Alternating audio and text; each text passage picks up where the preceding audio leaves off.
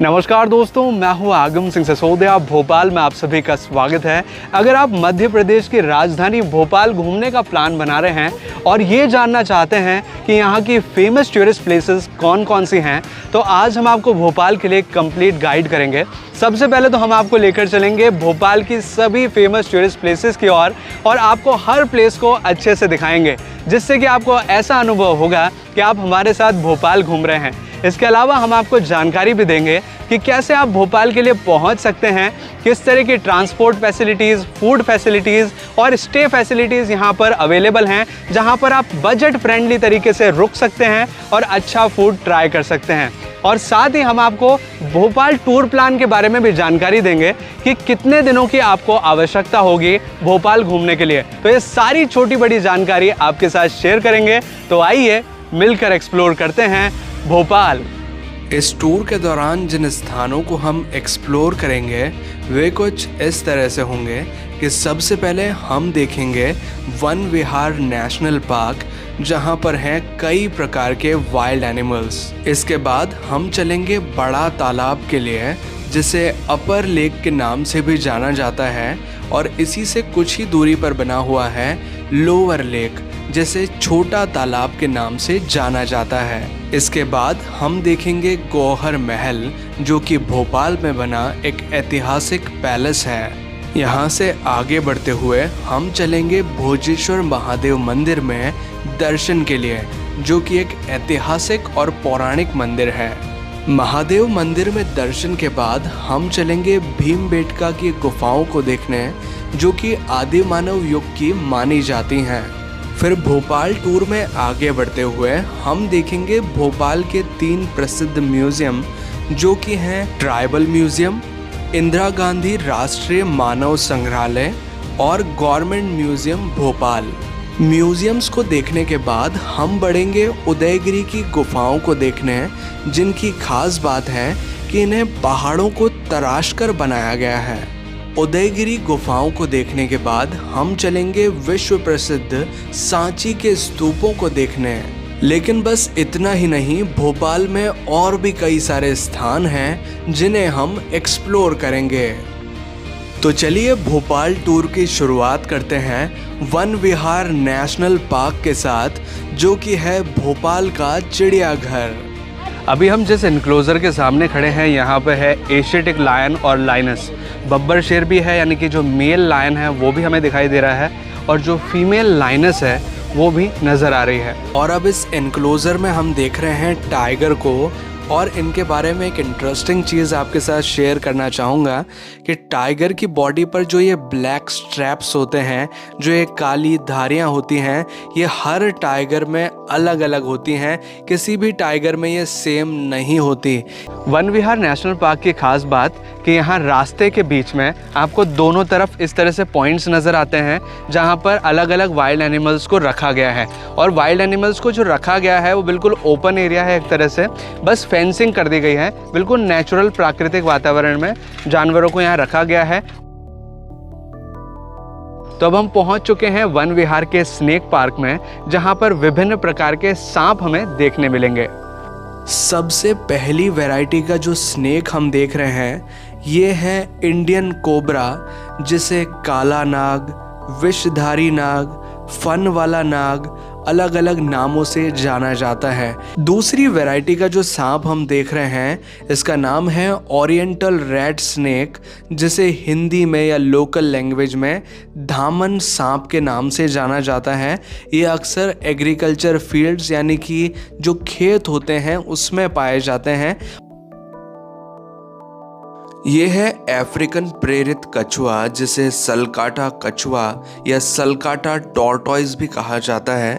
ये बड़ी साइज के कछुए होते हैं, जिन्हें पेट्स के रूप में भी रखा जाता है, यानी कि इन्हें पालतू बनाकर भी रखा जा सकता है। भोपाल के वन विहार में प्रवेश करते ही सबसे पहले हमें दिखाई देता है कुछ इस तरह का म्यूज़ियम, जहाँ पर काफ़ी सारे वन्य जीवों को बनाया गया है। यहाँ हम देखेंगे तो टाइगर की जो रियल बॉडी है उसे भी प्रिजर्व करके रखा गया है। ये दिखने में ऐसा लग रहा है जैसे कार्टून की बॉडी है, लेकिन ये असली टाइगर की बॉडी है, जिसे यहाँ पर केमिकली प्रिजर्व करके रखा गया है। और ही साथ में देखेंगे तो यहाँ एक लेपर्ड की यानी कि पैंथर की एक और बॉडी है जिसे भी केमिकली प्रिजर्व करा गया है। ये असली पैंथर है जो कि अभी हम देख पा रहे हैं। काफ़ी अच्छे से इसको प्रिजर्व किया है, बहुत अच्छे से फेशियल एक्सप्रेशन आ रहे हैं। और ये वाली जो स्किन का हम देख रहे हैं ये भी असली बॉडी है यानी कि असली स्किन है एक लेपर्ड की। और इसमें हम देख सकते हैं जो लेपर्ड्स के जो मतलब मार्क होती हैं बॉडी के ऊपर उन्हें कहा जाता है रोजेटर्स, वो अच्छे से दिखाई दे रहे हैं। रोजेटर्स यानी कि रोज़ जैसे गुलाब जो होता है, गुलाब की पंखुड़ियों के जैसे आकृतियाँ इसकी बॉडी के ऊपर बनी होती हैं। वन विहार नेशनल पार्क में कुछ इस तरह के इनक्लोजर्स बनाए गए हैं जिनमें वाइल्ड एनिमल्स को रखा गया है। फिलहाल ये जिस इनक्लोजर के सामने हम खड़े हैं यहाँ है एक वाइट टाइगर, लेकिन वो नज़र नहीं आ रहा बिकॉज यहाँ पर जानवरों को रखने के लिए जो अंदर एनवायरनमेंट बनाया गया है वो बिल्कुल नेचुरल एनवायरनमेंट है। और बिल्कुल आप देखेंगे तो बड़े बड़े झाड़ आपको नज़र आएंगे, बैम्बूज आपको नज़र आएंगे। तो कई बार यहाँ पर आने पर एक बहुत बड़ा डिसएडवांटेज जो हमें देखने मिला कि झाड़ियाँ बहुत बड़ी है, ग्रीनरी बहुत ज़्यादा है, तो अगर वाइल्ड एनिमल इनके पीछे बैठा हुआ है तो वो हमें नज़र नहीं आ पाता। हर केज में, हर एनक्लोजर में जानवर है लेकिन वो दिखाई नहीं दे पाते बिकॉज ऑफ कि जो नेचुरल ब्यूटी है यहाँ की, जो झाड़ियाँ हैं या जो भी पेड़ पौधे लगे हुए हैं उनके पीछे जानवर जाके बैठे हैं तो वो हमें दिखाई नहीं दे पाते। वन विहार नेशनल पार्क की एक खास बात कि जब आप यहाँ घूमेंगे तो आपको साथ साथ पूरा ये तालाब चलता हुआ नज़र आएगा। यानी कि ये जो रोड बनाया गया है जिसके किनारे एनक्लोजर्स हैं अलग अलग वाइल्ड एनिमल्स के, वो इस तालाब के किनारे ही बने हुए हैं। तो एक आपको नेचुरल ब्यूटी वाला यहाँ फील आएगा। अब मैं आपको वन विहार नेशनल पार्क घूमने के टाइमिंग्स और इसके चार्जेस के साथ क्लियर करना चाहूँगा। ये ओपन हो जाता है सुबह 6 बजे से और शाम के 6 बजे तक ये ओपन रहता है। हालांकि ये जो टाइमिंग है सीज़न वाइज थोड़ा बहुत ऊपर नीचे होता रहता है, लेकिन जो मोटा मोटा अगर हम बोलें तो सुबह 6 बजे से शाम के 6 बजे तक ये ओपन रहता है। यहाँ अंदर अगर आप पैदल जाना चाहते हैं तो 20 रुपये पर पर्सन का चार्ज लगता है। अदरवाइज़ आप इन सभी साधनों से अंदर की तरफ जा सकते हैं, जैसे कि टॉय ट्रेन है, जिप्सी है, इस तरह की इलेक्ट्रिक व्हीकल है, साइकिल आप यहाँ किराए पे ले सकते हैं जिसका चार्ज, ये सारे चार्जेस अभी मैं आपको बताने वाला हूँ। और ई रिक्शा से आप जा सकते हैं, ये सारे साधन हैं। और इस तरह से आप साधनों से भी अंदर की ओर जा सकते हैं। ये है रेट लिस्ट कि आप जिस भी साधन से जाना चाहें अंदर, उसके अनुसार इस तरह के चार्जेस आपको देने होते हैं। और एक और इम्पॉर्टेंट चीज़, वन विहार नेशनल पार्क यानी कि ये जो भोपाल का चिड़ियाघर है ये शुक्रवार के दिन यानी कि फ्राइडे के दिन ऑफ रहता है, तो आप उस टाइम यहाँ न आएं।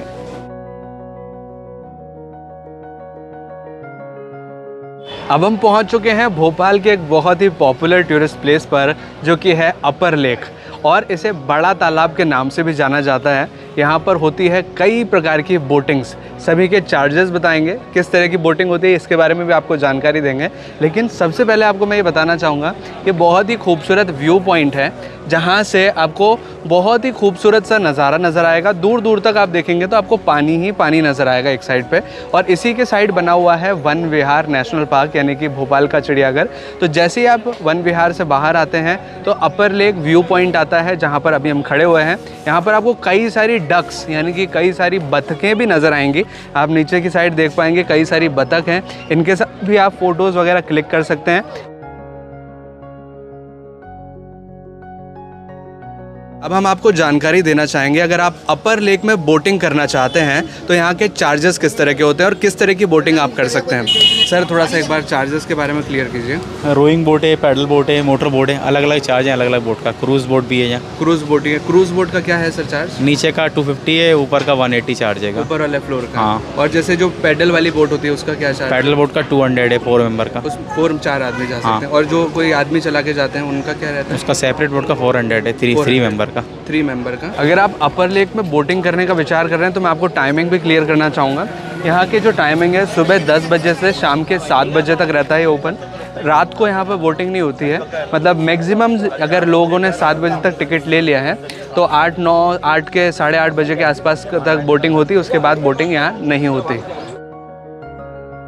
अपर लेक व्यू पॉइंट पर ट्रेन का एक बहुत ही खूबसूरत मॉडल रखा गया है जो कि पुराने टाइम पर चला करता था। मे बी ये स्टीम इंजन हो सकता है, लेकिन आप यहाँ पर आके बहुत अच्छे पिक्चर्स क्लिक कर सकते हैं। और साथ ही अपर लेक व्यू पॉइंट पर काफ़ी सारी खाने पीने की दुकानें भी हैं, काफ़ी सारे फास्ट फूड्स आप यहाँ ट्राई कर सकते हैं। वेराइटीज़ ऑफ थिंग्स यहाँ पर अवेलेबल हैं। अब हम पहुँच चुके हैं भोपाल के एक और फेमस स्पॉट पर, जो कि एक तरह का व्यू पॉइंट है। ये है लोअर लेक, यानी कि छोटा तालाब इसे कहा जाता है।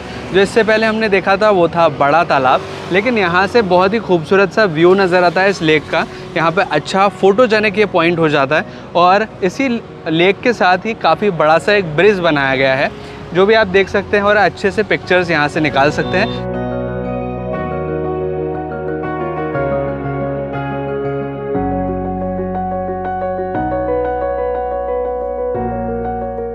भोपाल एक ऐतिहासिक स्थान रहा है, और यहाँ पर 4 बेगमों का राज था, जिनमें से एक बेगम थी कुदसिया बेगम, जिनने एक महल बनवाया था जिसका नाम है गौहर महल, जहाँ पर अब हम पहुँच चुके हैं और इस महल को देखने वाले हैं। वैसे इस महल को देखने का कोई भी टिकट शुल्क नहीं है, लेकिन अंदर से काफ़ी अच्छा ये महल है।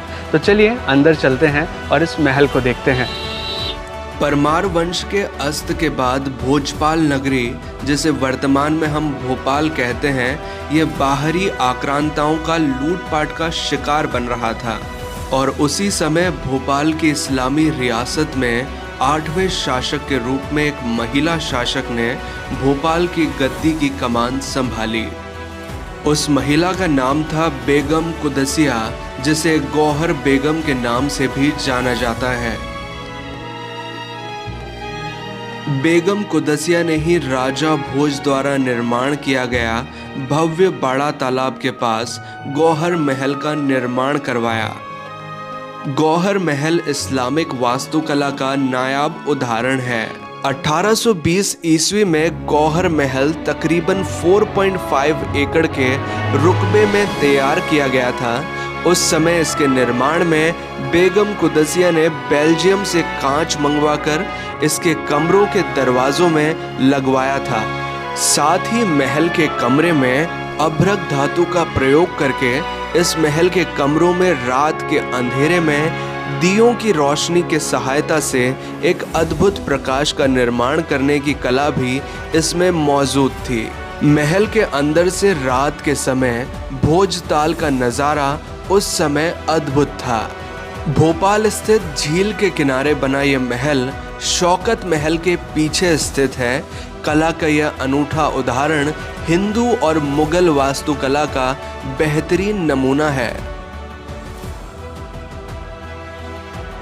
गौहर महल के पास ही है शौकत महल और मोती मस्जिद, जैसे भी आप भोपाल में देख सकते हैं। वहाँ पीछे तो आपको मोती मस्जिद नज़र आ रही होगी, और जिस महल के सामने हम खड़े हुए हैं ये है शौकत महल। वैसे अब ये खंडर हो चुका है, बाहर से आप देखेंगे तो पूरी जर्जर अवस्था में है, पर काफ़ी बड़ा महल है। पूरे इस एरिया में ये पूरा का पूरा महल बना हुआ है। आप दूर तक भी देखेंगे तो ये पूरा का पूरा शौकत महल है, जो कि एक ऐतिहासिक धरोहर है।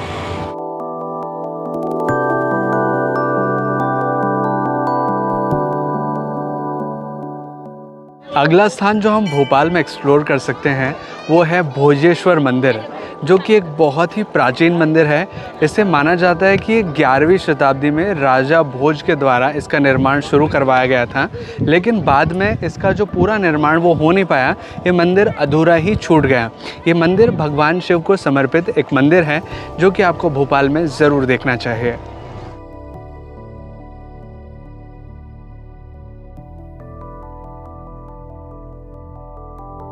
भोजेश्वर महादेव मंदिर में भगवान शिव के शिवलिंग की हाइट लगभग 7.5 फीट की है, लेकिन अगर शिवलिंग के बेस से हाइट को जोड़ा जाए तो हाइट काफ़ी ज़्यादा है। भोजेश्वर मंदिर के डिस्टेंस की अगर बात करें तो भोपाल रेलवे स्टेशन से इस मंदिर का डिस्टेंस है लगभग 28 किलोमीटर का। और जब हम भीमबेटका की गुफाओं के लिए जाते हैं तो रास्ते में एक रास्ता फटता है अलग से, जो कि भोजेश्वर मंदिर के लिए आता है। तो आप जब भीमबेटका की गुफा के लिए जाते हैं तो भोजेश्वर मंदिर के लिए भी आ सकते हैं।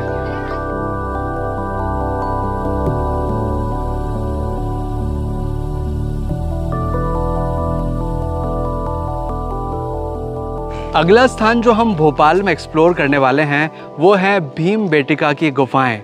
इन गुफाओं की खास बात यह है कि ये आदिम युग की गुफाएं हैं, यानी कि पुराने समय में यहाँ आदि मानव रहा करते थे।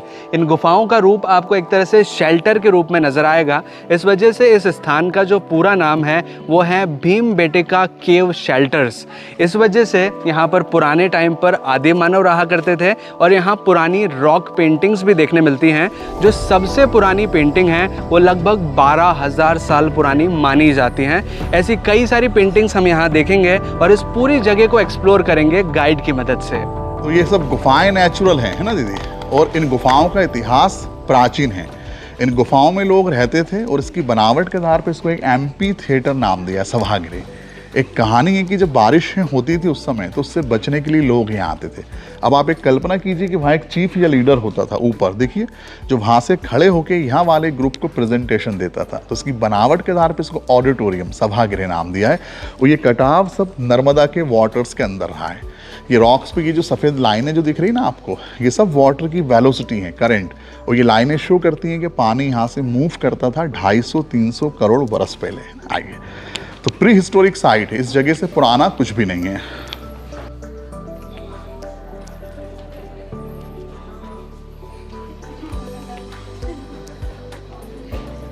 मध्य पाषाण काल 5000 BC का फिगर।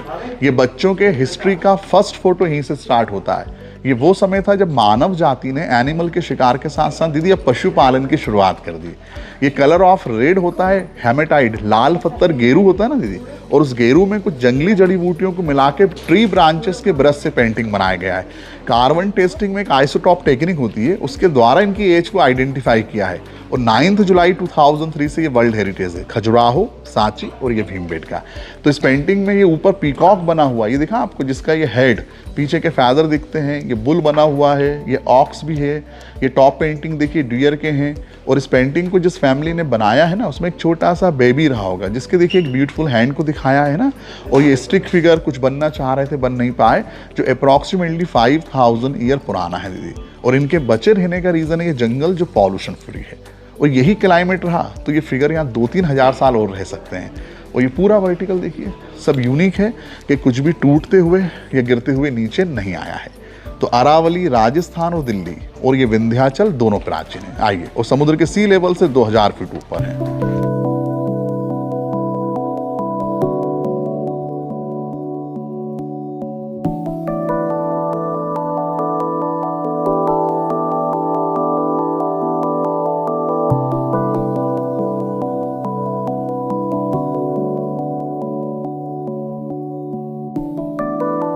इन गुफाओं का नाम भीमबेटका इस वजह से भी रखा गया है क्योंकि इन गुफाओं का ताल्लुक महाभारत काल से भी है।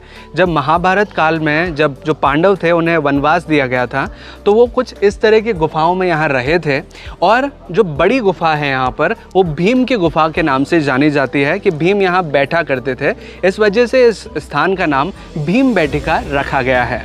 अब एक इम्पॉर्टेंट जानकारी मैं आपके साथ शेयर करना चाहूँगा भीमबेटका की गुफाओं के बारे में कि इनकी लोकेशन की अगर बात करें तो भोपाल रेलवे स्टेशन से भीमबेटका की गुफाएं लगभग 47 किलोमीटर्स की दूरी पर हैं।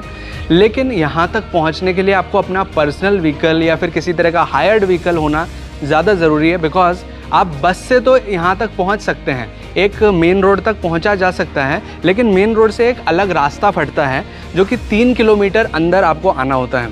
और उस 3 किलोमीटर के रास्ते में कोई भी साधन नहीं चलता, कोई भी पब्लिक ट्रांसपोर्ट अवेलेबल नहीं है। तो यहाँ तक आने के लिए आपको अपना पर्सनल व्हीकल होना चाहिए या फिर कोई ऐसा व्हीकल जो कि आपने हायर किया हो, क्योंकि पब्लिक ट्रांसपोर्ट इस 3 किलोमीटर के रास्ते में मिलेगा नहीं। और जहाँ से हम टिकट लेते हैं, टिकट लेने के बाद अंदर जो हम भीमबेटका की गुफाओं के लिए आते हैं, ये वन्य क्षेत्र लग जाता है। तो वन्य क्षेत्र में आप बिना व्हीकल के पैदल नहीं आ सकते, आपके पास कोई ना कोई व्हीकल होना ज़रूरी है। तो इस चीज़ का आप ज़रूर ख्याल रखें।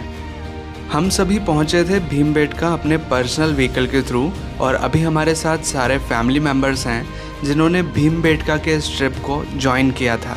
और भीमबेटका जाने वाले इस 3 किलोमीटर के रास्ते पे सबसे पहले हमें एक रेलवे क्रॉसिंग नज़र आती है और रेलवे क्रॉसिंग से थोड़ा आगे बढ़ते ही आता है टिकट काउंटर, जहाँ से हमें टिकट परचेस करना होता है भीमबेटका की गुफाओं के लिए। और अगर टिकट प्राइस की बात करें तो यहाँ पर व्हीकल के हिसाब से चार्ज लगता है कि किस तरह का व्हीकल आप लेकर आए हैं। हम यहाँ बाय कार आए थे तो हमारा चार्ज लगा 150 रुपीज़, यानी कि 150 रुपये। और अगर टाइमिंग की बात करें तो भीमबेटका की गुफाएं सुबह 7 बजे से शाम 5 बजे तक ओपन रहती हैं, तो इस समय पर आप यहाँ घूमने आ सकते हैं। और जिस ज़रूरी इन्फॉर्मेशन के बारे में अभी हमने बात की थी कि हम भीमबेटका की गुफाओं के लिए पैदल नहीं जा सकते, उसका नोटिस यहाँ टिकट काउंटर पर भी लगा हुआ है।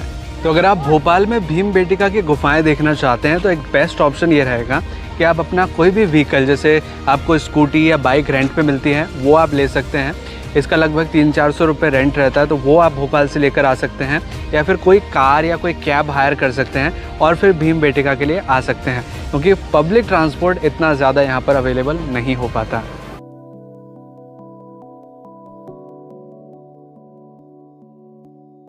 अब हम आ चुके हैं भोपाल के एक बहुत ही एक्साइटिंग प्लेस को विज़िट करने हैं, जो कि है सैर सपाटा।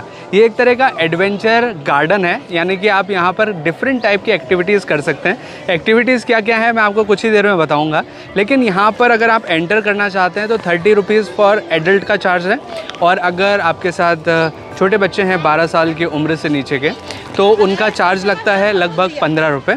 तो यहाँ पर आप आ सकते हैं, इस तरह का कुछ व्यू आपको नज़र आएगा। काफ़ी अच्छा पिक्चर पॉइंट भी है और काफ़ी सारी एक्टिविटीज़ कर सकते हैं। तो चलिए उन एक्टिविटीज़ के बारे में जानते हैं थोड़ा सा। सैर सपाटा में जिन सुविधाओं का लुफ्त आप उठा सकते हैं वो यहाँ पर लिखी हुई हैं। टोटल मिला के 14 चीज़ें हैं जो कि आप यहाँ कर सकते हैं, जैसे कि शिकारा बोटिंग आप कर सकते हैं, यहाँ पर आप म्यूज़िकल फाउंटेन्स का मज़ा ले सकते हैं, और भी 7 चीज़ें हैं। और साथ में आप ये 14 चीज़ें हैं टोटल मिला के, ये 2 बोर्ड्स पे लिखी हुई हैं, इन सारी चीज़ों का यहाँ पर मज़ा ले सकते हैं। अगर आप भोपाल टूर के लिए आते हैं तो सैर सपाटा आपके लिए काफ़ी अच्छी प्लेस रहेगी, क्योंकि ये फैमिली, फ्रेंड्स, यार दोस्तों और बच्चों के लिए एक काफ़ी अच्छा सा एनवायरनमेंट प्रोवाइड करती है, क्योंकि आप यहाँ बोटिंग कर सकते हैं, काफ़ी सारी एक्टिविटीज़ कर सकते हैं, और एक तरह से लेक साइड में आपको बहुत ही अच्छा सा इकोसिस्टम मिलता है, जिसमें कि काफ़ी ठंडा वातावरण रहता है और काफ़ी नेचुरल एनवायरनमेंट में आप यहाँ टहल सकते हैं, काफ़ी अच्छा टाइम स्पेंड कर सकते हैं। अगला स्थान जो हम भोपाल में एक्सप्लोर करने जा रहे हैं वो है ट्राइबल म्यूज़ियम, जिसका हिंदी नाम है मध्य प्रदेश जनजातीय संग्रहालय। इस संग्रहालय में बहुत ही खूबसूरत चीज़ें हैं जो कि अभी हम देखने वाले हैं, लेकिन इससे पहले मैं आपको इस संग्रहालय के बारे में कुछ डिटेल्स क्लियर करना चाहूँगा।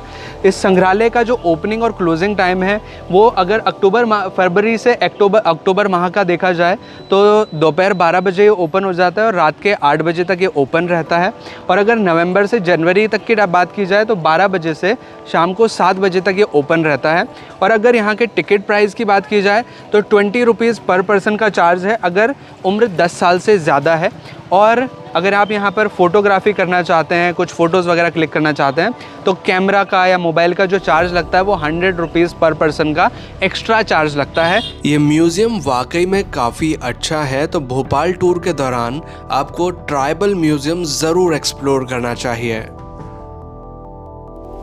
अगला स्थान जो हम भोपाल में एक्सप्लोर करने जा रहे हैं वो है भोपाल का स्टेट म्यूज़ियम, जो कि भोपाल के ट्राइबल म्यूज़ियम यानी कि जनजातीय संग्रहालय के पास में ही बना हुआ है। इस म्यूज़ियम में भी काफ़ी इंटरेस्टिंग चीज़ें हैं जो कि हम देखेंगे। इस म्यूज़ियम में देखने लायक बहुत कुछ है, जैसे कि अभी जिस कंपार्टमेंट को हम देख रहे हैं ये है मूर्ति दीर्घा, जहाँ पर कई प्रकार की मूर्तियाँ हैं और ये सभी मूर्तियाँ प्राचीन काल की हैं, यानी कि पुराने समय में इसे बनाया गया था। और अधिकतर मूर्तियाँ देवी देवताओं की हैं और कुछ ऐसी मूर्तियाँ हैं जो कि पुरानी सभ्यता को, पुराने संस्कृति को दर्शाती हैं। गवर्नमेंट म्यूज़ियम भोपाल दर्शकों के लिए सुबह 10:30 बजे से लेकर शाम को 5:30 बजे तक ओपन रहता है। हालांकि मंडे के दिन यानी कि सोमवार के दिन म्यूज़ियम का अवकाश रहता है। ये है म्यूज़ियम की वेपन गैलरी, जहां पर विभिन्न प्रकार के अस्त्र शस्त्र संग्रहित करके रखे हुए हैं।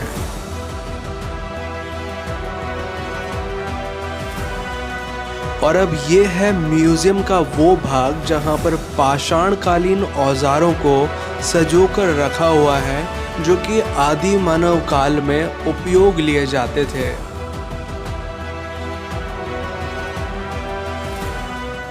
अब हम पहुंच चुके हैं भोपाल के काफ़ी बड़े म्यूज़ियम के लिए, जो कि है इंदिरा गांधी राष्ट्रीय मानव संग्रहालय। ये संग्रहालय का एक कॉम्प्लेक्स है, यानी कि यहाँ एक मेन संग्रहालय की बिल्डिंग है जो कि काफ़ी बड़ी है। इसमें 12 गैलरीज हैं जहाँ पर डिफरेंट टाइप के कल्चर्स को प्रेजेंट किया गया है और कल्चर से रिलेटेड सारी चीज़ें हम अंदर चल के देखेंगे। इंदिरा गांधी राष्ट्रीय मानव संग्रहालय एक ऐसा संग्रहालय है जहां पर हमें मानव से रिलेटेड यानी कि ह्यूमन कल्चर से रिलेटेड कई सारी चीज़ें देखने मिलती हैं। आदमी का रहन सहन, अलग अलग कल्चर्स में किस किस तरह के त्योहार मनाए जाते हैं, किस तरह के बर्तन, उपकरण, वाद्य यंत्र और जो चीज़ें यूज़ की जाती हैं वे सभी इस म्यूज़ियम में दर्शाई गई हैं। और ये म्यूज़ियम वाकई में बहुत बड़ा है।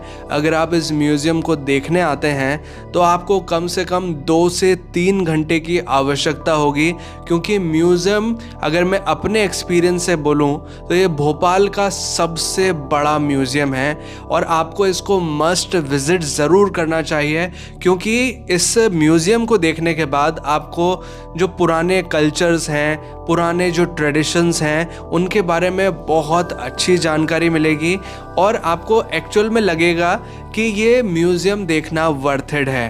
तो आपको इंदिरा गांधी मानव राष्ट्रीय म्यूज़ियम, ये जो संग्रहालय है, इसे ज़रूर से ज़रूर देखना चाहिए। इस म्यूज़ियम को देखने का जो टिकट प्राइस लगता है वो है 50 रुपीज़ पर पर्सन का।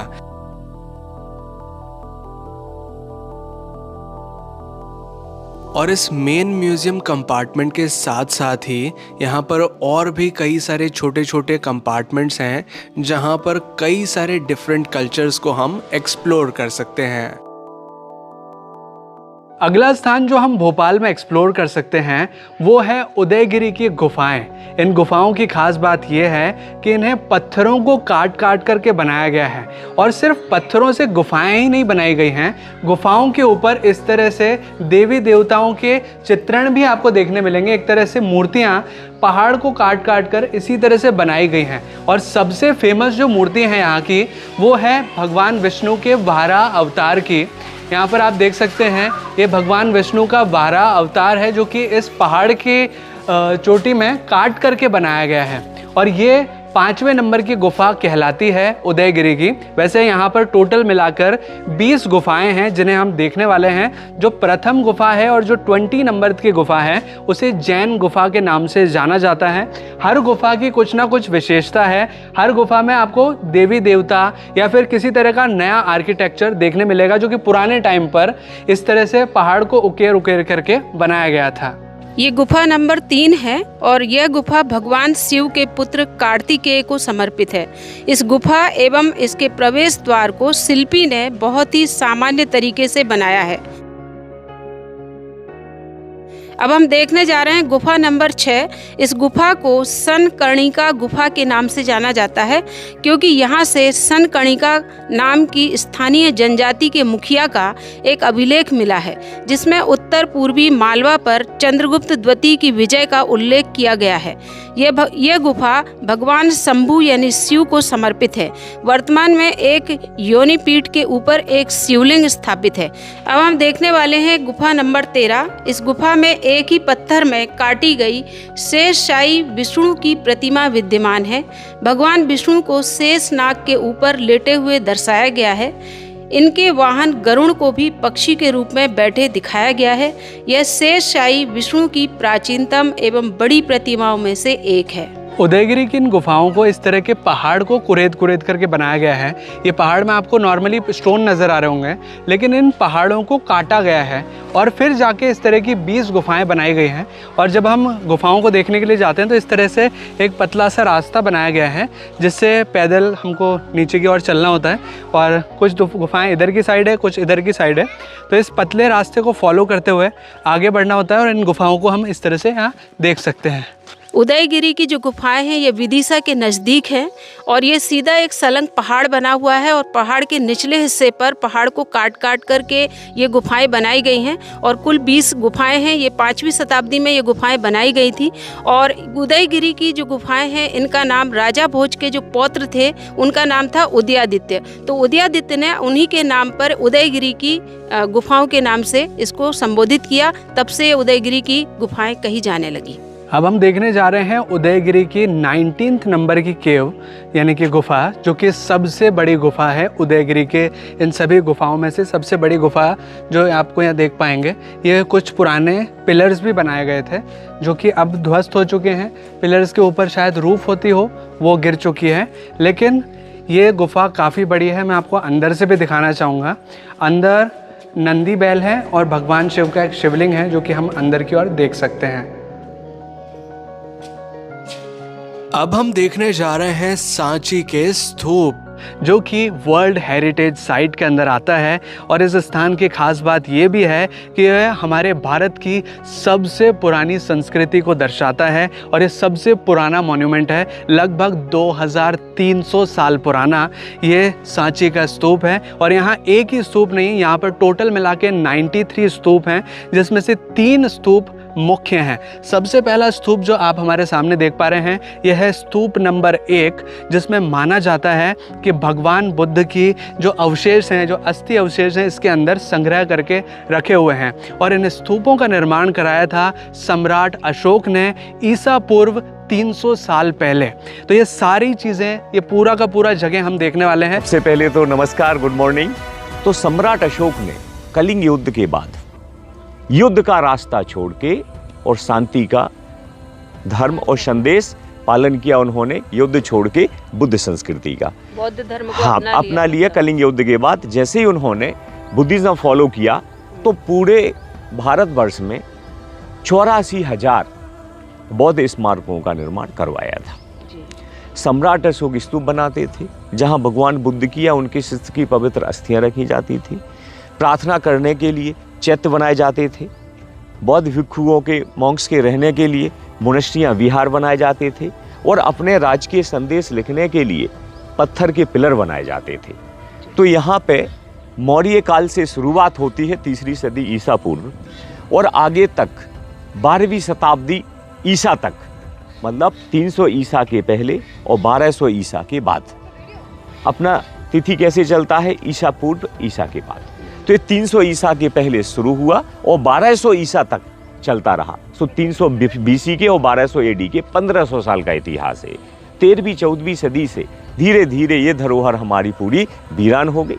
फिर एक अंग्रेज आर्मी ऑफिसर जिनका नाम था जनरल टेलर, 1818 में सांची की खोज की 1818 AD में। वो भी शिकार करने आए थे। जब खोज हुई उनके द्वारा तो उन्होंने सोचा ये धरोहर तो वीरान हो गई थी। इस धरोहर में लिखे हुए पत्थर के शिलालेख किस भाषा के हैं और जो लिखा है उसका क्या संदेश है, जो स्तूप बने हैं उसके बाहर क्या और अंदर क्या, जमीन में क्या दफन हो गया है। तो उन्होंने इस पे खोज शुरू कर दी। तो अंग्रेज कनिंघम के द्वारा अलेक्जेंडर कनिंघम ने क्या किया, 1851 में 1851 में स्तूप नंबर 2 को और स्तूप नंबर 3 को ओपन कर दिया। तो क्या मिला? हाँ, खोल दिया, बिल्कुल जैसे सामने है आपके 3। तो जैसे ही खुदाई हुई तो ऊपर का छत्र हटाया, ऊपर की जो रेलिंग है हर्मिका हटाई और गुंबद में 3 मीटर खुदाई हुई और उसमें एक अस्थि मंजूषा, एक बॉक्स मिल गया। उसके ढक्कन पे नाम लिखा था सारीपुत्रस महामोदगलानस। तो सारीपुत्र सा से महामोदगलायन, दोनों नाम क्लियर हो गए। तो उस समय की पाली भाषा थी, उसमें लिखा था। पता चल गया, उन्होंने भाषा भी पढ़ना शुरू कर दी थी। 1837 में जेम्स प्रिंसेप ने पाली भाषा भी पढ़ना शुरू कर दी थी। तो जैसे ही हमने उसको पढ़ा तो पता चल गया ये भगवान बुद्ध के प्रिय शिष्य थे। फिर उन्होंने धर्म की किताब महावंश में भी पढ़ा कि ये सारीपुत्र मोदगलायन कौन थे। तो ये राजगृह में भगवान से मिले हुए 2 उनके महान शिष्य थे। तो उनकी अस्थियां यहाँ से मिल गई। अब वो अस्थियां यहाँ से तो विक्टोरिया ब्रिटिश म्यूजियम चली गई। ये अस्थियां वापस आई फिर 1952 में, 1952 में। पंडित जवाहरलाल नेहरू जी उस समय भारत के प्रथम प्रधानमंत्री थे। तो जो अस्थियां वापस लेके आए तो बाहर एक चैत्यागिरी विहार बना हुआ है जिसको हम बुद्ध मंदिर भी कहते हैं। यहाँ की अस्थियां जो वापस आई हैं वो बाहर वाले मंदिर के तहखाने में रखी हुई हैं। और तहखाने की चाबी किसके पास होती है? रायसेन कलेक्टर साहब के पास, क्योंकि रायसेन जिले में है।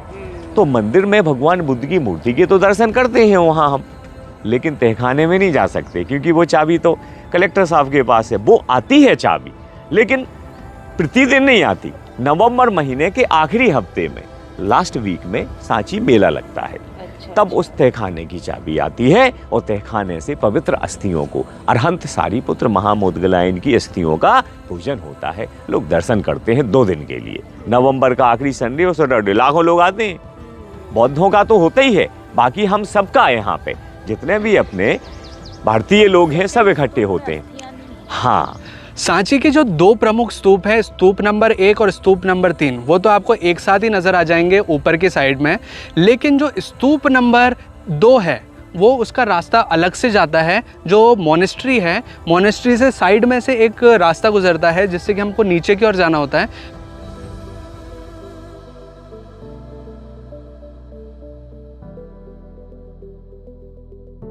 तो अब हम पहुंच चुके हैं स्तूप नंबर 2 के पास, जो कि स्तूप नंबर 3 के जैसा ही नज़र आता है।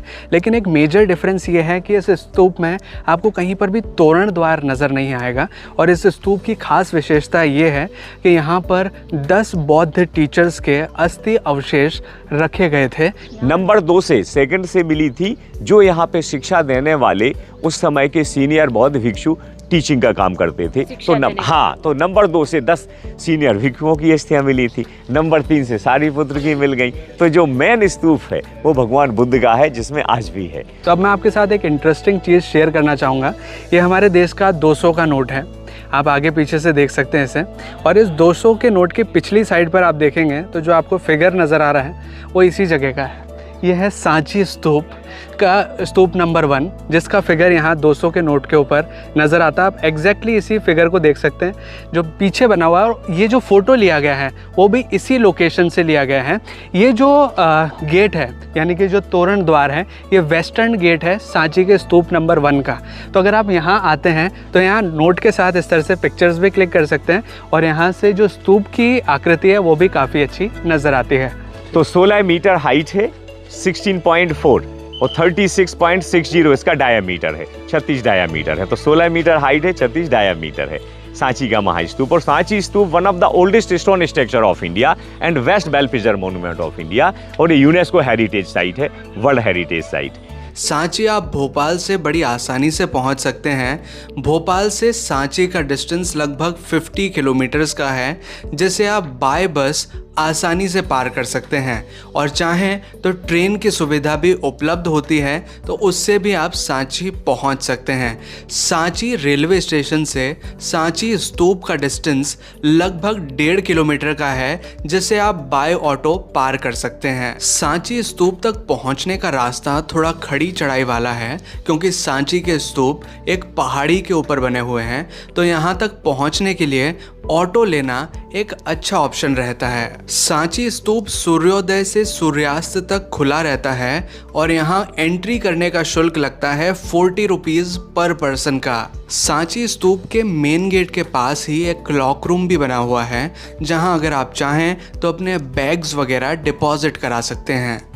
सांची स्तूप से लगभग 1 से 1.5 किलोमीटर दूर सांची म्यूजियम भी बना हुआ है, जिसे भी अगर आप चाहें तो देख सकते हैं। अगला स्थान जो हम भोपाल में एक्सप्लोर करने जा रहे हैं वो है बिरला मंदिर, जिसे लक्ष्मी नारायण मंदिर के नाम से भी जाना जाता है। ये काफ़ी बड़ा मंदिर है और काफ़ी खूबसूरत है।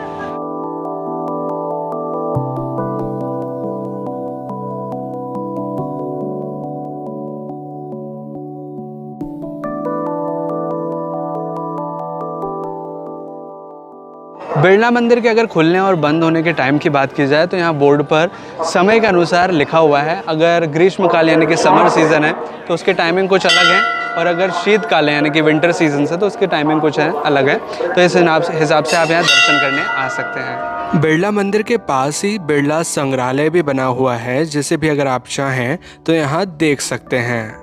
तो अब इन सभी स्थानों को देखने के बाद अगर आप भोपाल घूमने का टूर प्लान बना रहे हैं तो अब मैं आपको जानकारी देता हूं कि आप भोपाल के लिए कैसे पहुंच सकते हैं। भोपाल आप बाय एयर, बाय ट्रेन या बाय बस किसी भी साधन से आसानी से पहुंच सकते हैं। यहाँ पर सारी ट्रांसपोर्ट की फैसिलिटीज़ ईजिली अवेलेबल होती हैं। और अगर बात करें कि भोपाल में आपको कहाँ स्टे करना चाहिए जहाँ पर आपको बजट फ्रेंडली रूम्स मिल सकें और अच्छा फूड मिल सके, तो वो जगह होगी बस स्टैंड और रेलवे स्टेशन के पास, जहाँ पर आपको कम दाम में बजट फ्रेंडली अच्छे खासे रूम्स मिल जाएंगे, जहाँ पर आप अच्छे से रुक सकते हैं और अच्छा फूड भी ट्राई कर सकते हैं। जो रूम्स हैं वो आपको 500 से 1000 रुपये में ईजिली मिल जाएंगे बस स्टैंड और रेलवे स्टेशन के पास, और वहाँ फूड फैसिलिटी भी काफ़ी अच्छी मिलती हैं। तो आप विभिन्न प्रकार के फूड आइटम्स भी वहाँ ट्राई कर सकते हैं। और साथ ही अगर आपको फास्ट फूड ट्राई करना है तो जितनी भी प्लेसेस हमने देखी वहाँ पर आपको कहीं ना कहीं स्टॉल्स नज़र आएंगे जहाँ पर आप फास्ट फूड ट्राई कर सकते हैं। और सबसे बेस्ट प्लेस जहाँ पर आप ट्राई कर सकते हैं वो है बड़ा तालाब, यानी कि अपर लेक के पास आपको काफ़ी अच्छी वैरायटीज़ के फ़ास्ट फूड मिल जाएंगे, वहाँ पर आप फास्ट फूड ट्राई कर सकते हैं। और अगर बात करें कि आपको भोपाल के लिए आपको कितने दिनों की आवश्यकता होगी, तो भोपाल ट्रिप के लिए आपको कम से कम 4 दिनों की आवश्यकता होगी, क्योंकि 4 दिन आपको कम से कम लगेंगे इन सभी प्लेसेस को अच्छे से एक्सप्लोर करने के लिए। 3 दिन में भी आप कर सकते हैं, लेकिन 3 दिन में आपकी थोड़ी भागा दौड़ी हो जाएगी, आपको जल्दी जल्दी करना पड़ेगा। लेकिन अगर आप आराम से करना चाहते हैं तो आपको 4 दिन कम से कम चाहिए होंगे इन सभी प्लेसेस को एक्सप्लोर करने के लिए। और अगर आप 1 से 2 पर्सन आते हैं भोपाल को घूमने के लिए तो आप चाहें तो एक रेंटल स्कूटी या बाइक भी ले सकते हैं, जिसका चार्ज लगता है लगभग 300 से 400 रुपये अगर आप स्कूटी रेंट करते हैं। और अगर आप एक बाइक रेंट करना चाहते हैं तो 500 से 1000 रुपये में आपको अच्छी खासी एक बाइक मिल जाएगी, जिसमें आप अपना पेट्रोल डलाकर आराम से भोपाल को घूम सकते हैं। तो ये है भोपाल की प्रमुख टूरिस्ट प्लेसेस और भोपाल घूमने से जुड़ी संपूर्ण जानकारी। अगर आपको ये वीडियो अच्छा लगा तो प्लीज़ वीडियो को लाइक कीजिएगा, इसे शेयर कीजिएगा अपने दोस्तों और अपने फैमिली मेम्बर्स के साथ। और अगर आपने चैनल अभी तक सब्सक्राइब नहीं किया है तो प्लीज़ चैनल को सब्सक्राइब कीजिए, बेल आइकन को दबाकर ऑल पे प्रेस कीजिए, ताकि इसी तरह के वीडियो नोटिफिकेशंस आपको आगे भी मिलते रहें। और अगर आप चाहें तो मुझे इंस्टाग्राम पे भी फॉलो कर सकते हैं। मेरा इंस्टाग्राम आईडी है आगम सिंह सिसोदिया, जिसका लिंक हमने डिस्क्रिप्शन में भी दिया हुआ है।